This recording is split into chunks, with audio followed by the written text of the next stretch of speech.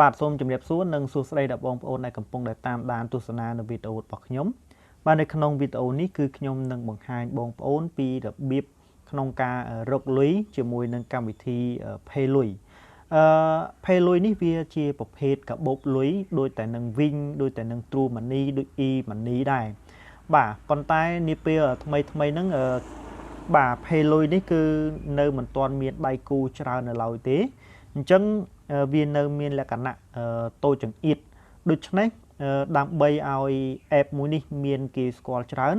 បាទ app មួយនេះគឺបានផ្ដល់ឱកាសឲ្យ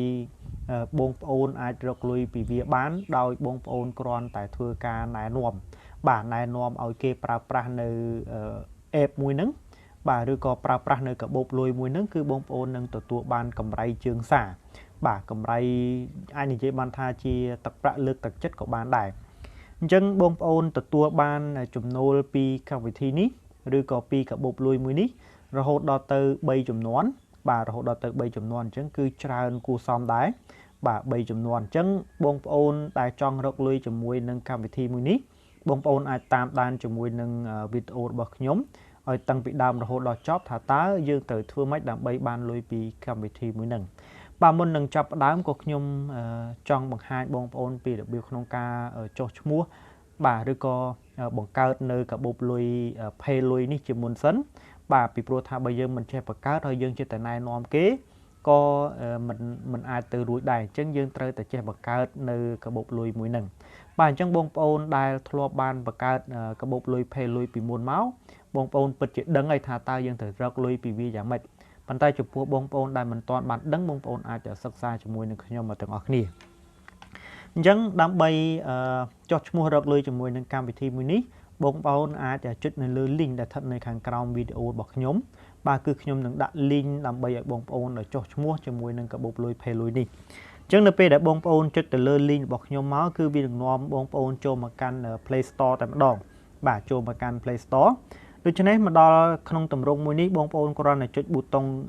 install បាទយើងចុច install នឹងមកបាទហើយបន្ទាប់មករងចាំវាដំឡើងឲ្យយើងចប់យើងគ្រាន់តែចុច open បាទចុច open មកអូខេអញ្ចឹងមកដល់ត្រង់កន្លែងនេះគឺបងប្អូនអាចមើល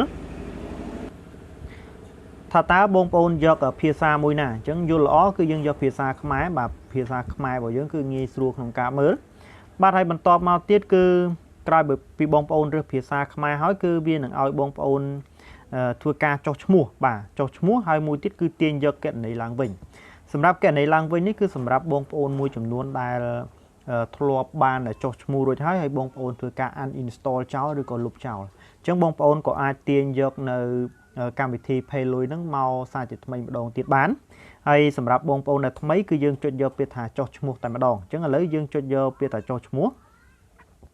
បាទអញ្ចឹងមកដល់ត្រង់កន្លែងនេះគឺបងប្អូនត្រូវតែចុចពាក្យថាយល់ព្រមបាទចុចពាក្យថាយល់ព្រមហើយបន្ទាប់មកត្រង់កន្លែងនេះគឺបងប្អូនត្រូវបញ្ចូលឈ្មោះអ្នកប្រើ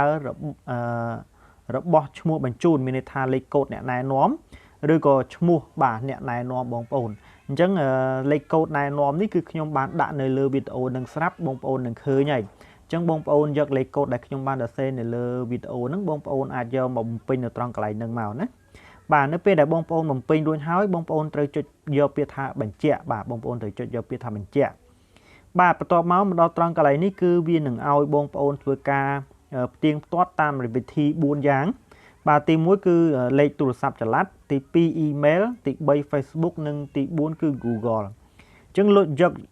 យកល្អគឺបងប្អូនយកខាងលើតែម្ដងបាទគឺយកលេខទូរស័ព្ទចល័តបាទយកលេខទូរស័ព្ទចល័តអញ្ចឹងនៅពេលដែលបងប្អូនចុចមកគឺនេះបងប្អូនត្រូវយកពាក្យ allow សិនបាទបងប្អូនត្រូវយកពាក្យ allow ដែលនៅផ្នែកខាងស្ដាំបាទចុចយកពាក្យ allow ហើយបាទបន្ទាប់មកនៅត្រង់កន្លែងនេះគឺវានឹងឲ្យបងប្អូនធ្វើការវាយបញ្ចូលលេខទូរស័ព្ទដៃរបស់បងប្អូនបាទអញ្ចឹងបងប្អូនវាយបញ្ចូលលេខទូរស័ព្ទដៃរបស់បងប្អូនចូលនៅក្នុងនឹងមកបាទដោយមិនចាំបាច់សរសេរលេខ0នៅពីមុខទេបាទដោយសារតែយើងមានបូក855នៅពីមុខរួចហើយអញ្ចឹងបងប្អូនសរសេរតែឧទាហរណ៍ថា96 97អីចឹងតែម្ដងមកបាទមិនចាំបាច់សរសេរថា096ឬក៏097អីនោះទេបាទបន្ទាប់មកបងប្អូនត្រូវតែចុចពាក្យថាបញ្ជាក់អញ្ចឹងនេះគឺខ្ញុំគ្រាន់តែជាការបង្ហាញឧទាហរណ៍ឲ្យបងប្អូនមើល បាទអញ្ចឹងបន្ទាប់មកបងប្អូនចុចបញ្ជាក់មកក្រោយពីបងប្អូនវាបញ្ចូលលេខទូរស័ព្ទដៃរបស់បងប្អូនរួចបាទហើយបន្ទាប់មកទៀតមកដល់ត្រង់កន្លែងនេះគឺបងប្អូនត្រូវចុចពាក្យថាបន្ទាប់បាទចុចពាក្យថាបន្ទាប់បាទអញ្ចឹងបន្ទាប់មកគឺវានឹងផ្ញើលេខកូដចំនួន6ខ្ទង់ចូលមកកាន់លេខទូរស័ព្ទដៃរបស់បងប្អូនអញ្ចឹងបងប្អូនគ្រាន់តែយកលេខកូដ6ខ្ទង់វាបញ្ចូលនៅត្រង់កន្លែងនេះបាទហើយបន្ទាប់មកបងប្អូនវាពាក្យថាបញ្ជាក់បាទវាពាក្យថាបញ្ជាក់អូខេអញ្ចឹងនេះជាគំរូបាទលេខកូដគឺគេបានផ្ញើមកកាន់លេខទូរស័ព្ទដៃរបស់ខ្ញុំ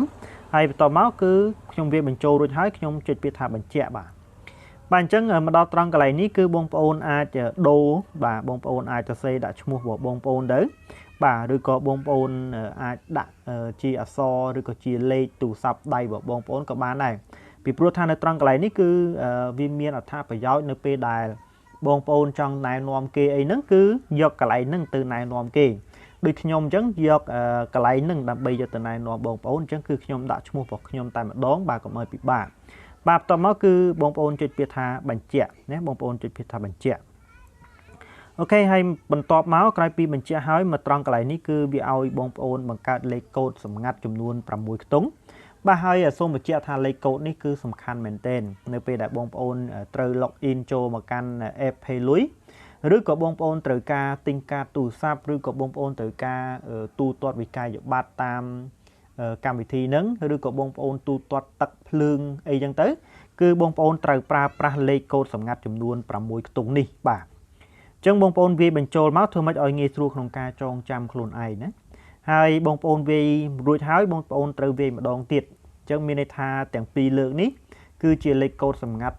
ដូចគ្នាណាគឺជាលេខកូដសម្ងាត់ដូចគ្នាគឺអត់ខុសគ្នាទេបាទមិនចាំបាច់សរសេរលេខខុសពីគ្នាទេបាទគឺត្រូវតែលេខដូចគ្នាលេខតែមួយបាទហើយបន្ទាប់មកបាទពេលដែលបងប្អូនចុចបំពេញរួចហើយគឺវានឹងចូលមកដល់ទម្រង់មួយនេះអញ្ចឹងទម្រង់នេះគឺបងប្អូនរងចាំឲ្យទាំងលើទាំងក្រោមនិយាយរួមទៅគឺទាំង3ហ្នឹងឲ្យវាដើរពេញទាំងអស់ទៅបាទបងប្អូនរងចាំប្រហែលដល់30វិនាទីអីហ្នឹងគឺវាដើរពេញហើយបាទអូខេអញ្ចឹងនៅពេលដែលដើរពេញហើយគឺវានឹងលោតចូលផ្ទាំងបែបនេះតែម្ដងបាទគឺជាផ្ទាំងនៃបាទកម្មវិធី Payluy នេះតែម្ដងបាទអូខេឥឡូវនេះគឺកុំឲ្យខាតពេលបន្តទៀតបាទតើយើងត្រូវធ្វើម៉េចទៀតជាមួយនឹងកម្មវិធី Payluy នេះបាទអញ្ចឹងគឺខ្ញុំសូមបង្ហាញបងប្អូននៅកម្មវិធី Payluy បាទនេះគឺជាកម្មវិធី Payluy ឬក៏ជាបាទជាកាបូបលុយ Payluy ណាបាទអញ្ចឹងនេះចំនួនទឹកប្រាក់របស់ខ្ញុំដែលខ្ញុំមានបាទគឺមាន$14.80ហើយមកដល់កន្លែងនេះបងប្អូនអាច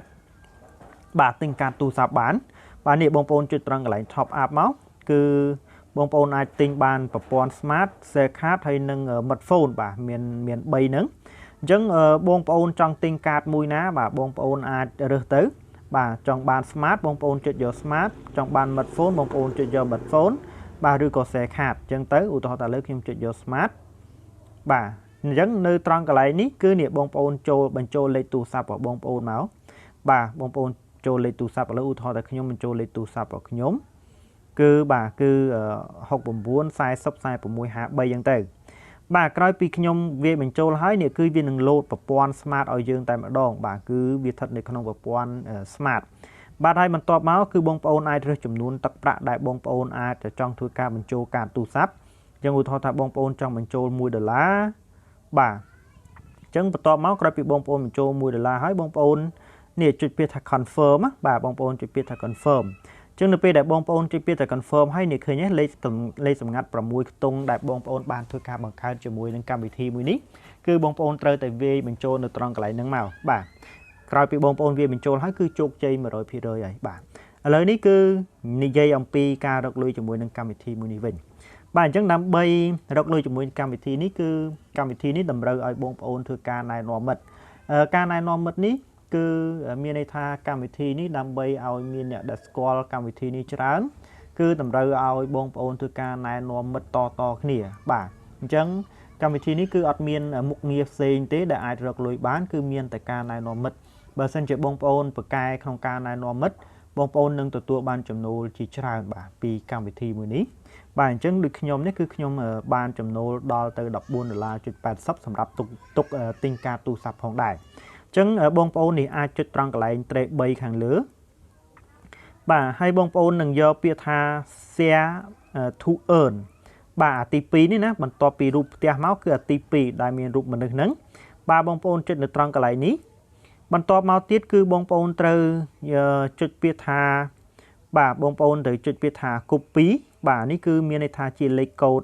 ណែនាំរបស់យើងឬក៏បងប្អូនអាចយក link បាទ link របស់យើងទៅណែនាំគេតាមរយៈ Messenger បាទតាមរយៈ YouTube តាមរយៈ Facebook អីជាដើមអញ្ចឹងយើងអាចចុចពាក្យថា share បាទបងប្អូនចុចពាក្យថា share មកបន្ទាប់មកបងប្អូនត្រូវយកពាក្យថាបាទបងប្អូនត្រូវយកពាក្យថានេះ copy to clip បាទ clipboard នេះបងប្អូនយកមួយនេះណាយកមួយហ្នឹងទៅបងប្អូនចុចឲ្យជាប់ទៅគឺបងប្អូនបានធ្វើការ copy រួចហើយអញ្ចឹងបងប្អូនអាច share ចូលទៅកាន់ Facebook ក៏បានបងប្អូនអាច share ចូលទៅក្នុង Messenger ក៏បានដែរឧទាហរណ៍ឥឡូវខ្ញុំ share ចូលនៅក្នុង Messenger ចុះបាទហើយខ្ញុំធ្វើការ share ទៅកាន់មិត្តភ័ក្តិរបស់ខ្ញុំម្នាក់អីចឹងទៅបាទឧទាហរណ៍ថាខ្ញុំផ្ញើទៅកាន់គាត់ម្នាក់ហ្នឹងបាទបន្តមកទៀតគឺខ្ញុំអាចបាទចុចឲ្យជាប់លើកន្លែងនេះណាចុចឲ្យជាប់ត្រង់កន្លែងហ្នឹងមកនេះបាទចុចឲ្យជាប់មកយកពាក្យថា pass ណាបងប្អូនយកពាក្យថា pass អញ្ចឹងនេះមកដល់ត្រង់កន្លែងនេះបងប្អូនចុច send ទៅបាទបងប្អូនចុច send ទៅបាទហើយបងប្អូន send ឲ្យគេហើយអាចបញ្យល់គេផងណាបញ្យល់គេផងថាតើការរកលុយជាមួយនឹងកម្មវិធី Payluy នេះគេធ្វើម៉េចយើងបញ្យល់គេទៅអានេះក្រោយពីគេយល់ហើយគេនឹងចុចទៅលើ link ដែលយើងបានផ្ញើទៅឲ្យគេហើយបាទអាហ្នឹងទី1ណាបាទនេះការផ្ញើតាមរយៈ Messenger រីឯផុសនៅក្នុង Facebook វិញបងប្អូនចូលទៅកាន់ Facebook នេះមកបាទបងប្អូនអាចចុចនៅត្រង់កន្លែងនេះបាទបងប្អូនអាចចុចនៅត្រង់កន្លែងហ្នឹងមកបាទហើយបន្ទាប់មកបងប្អូនអាចផាសបាទអាចផាសឲ្យជាប់អញ្ចឹងទៅហើយបងប្អូនអាចលុបបាទបងប្អូនអាចលុបទាំងអស់ហ្នឹងហើយអាចសរសេរជាភាសាខ្មែរក៏បានដែរបាទនេះដោយសារតែវាជាប់ជាភាសាអង់គ្លេសយើងសរសេរជាភាសាខ្មែរក៏បានដែរណាបាទហើយបងប្អូនសរសេរទៅដើម្បីឲ្យគេយល់ថាអូអានេះគឺជាឱកាសក្នុងការរកលុយជាមួយនឹងកម្មវិធី Payluy នេះតើគេត្រូវធ្វើម៉េចអញ្ចឹងណាបាទអញ្ចឹងបងប្អូនអាចសរសេរឲ្យសមសួនអញ្ចឹងទៅហើយបងប្អូនអាចទុកនេះเอาមកថាខាងលើនេះបងប្អូនលុបចោលទៀតណាបាទបងប្អូនលុបប៉ុណ្ណឹងចោលអស់អញ្ចឹងទៅនេះលុបចោលអញ្ចឹងទៅហើយបងប្អូនអាចសរសេរអញ្ចឹងទៅហើយទុកតែ link នេះមួយចោលមកបានហើយបាទទុកនេះអាត្រង់កន្លែង link ណាហើយអាខាងក្រោមនេះបងប្អូនអាចលុបចោលទាំងអស់ក៏បានដែរបាទទុកតែ link ហើយនឹងអាកន្លែង my referral code នេះកន្លែងលេខកូដណែនាំរបស់យើងទុកអាពីរហ្នឹងទៅបានហើយណាហើយបងប្អូនអាចសរសេរទៅក្រោយពីបងប្អូនសរសេរហើយបងប្អូនចុចពាក្យថាផុសណាបងប្អូនចុចពាក្យថាផុសបាទអញ្ចឹងអានេះគ្រាន់តែជាឧទាហរណ៍ទ្រុសឯណាបាទផុសទៅបាទហើយបងប្អូនក៏អាច share ចូលនៅក្នុង group Telegram អីចឹងទៅណាអាច share ចូលនៅក្នុង group Telegram អីចឹងទៅនេះបងប្អូនបាទគេឃើញ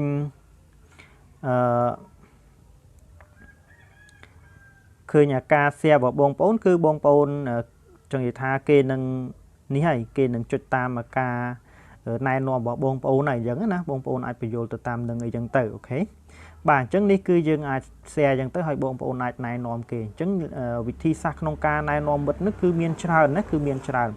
តាមរយៈ social media ដែលបងប្អូនធ្លាប់ប្រើប្រាស់ធ្លាប់លេងហ្នឹងគឺបែបហ្នឹងណាហើយបន្តមកទៀតបាទបន្តមកទៀតគឺបាទខ្ញុំចូលត្រង់កន្លែង Payluy ហ្នឹងដដែលបាទបន្តមកបងប្អូនក៏អាចមើលចំនួនទិន្នន័យបាទឬក៏របាយការណ៍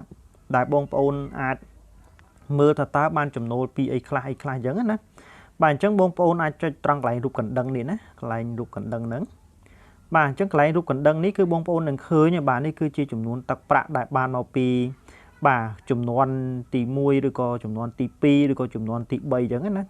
បាទអញ្ចឹងចំនួនទី3គឺបងប្អូនបាន5សេនបាទចំនួនទី2គឺបងប្អូនបាន7សេនហើយចំនួនទី3គឺបងប្អូនបាន10ចំនួនទី1បាន10សេនបាទអញ្ចឹងត្រង់នេះគឺអានេះគឺជារបាយការណ៍ដែលយើងឃើញស្រាប់នឹងភ្នែកថាពិតជាបានពិតប្រាកដមែនអញ្ចឹងខ្ញុំគិតថាវីដេអូមួយនេះគឺសមល្មមដែលបងប្អូនអាចយល់បានហើយបងប្អូនអាចធ្វើការណែនាំមិត្តតាមលំហដែលខ្ញុំបានប្រាប់អញ្ចឹងទៅគឺអាចជោគជ័យហើយបាទអញ្ចឹងខ្ញុំសូមបញ្ចប់វីដេអូត្រឹមតែប៉ុណ្នេះយើងនឹងជួបគ្នានៅវីដេអូក្រោយបន្តទៀតបាទបាយបាយ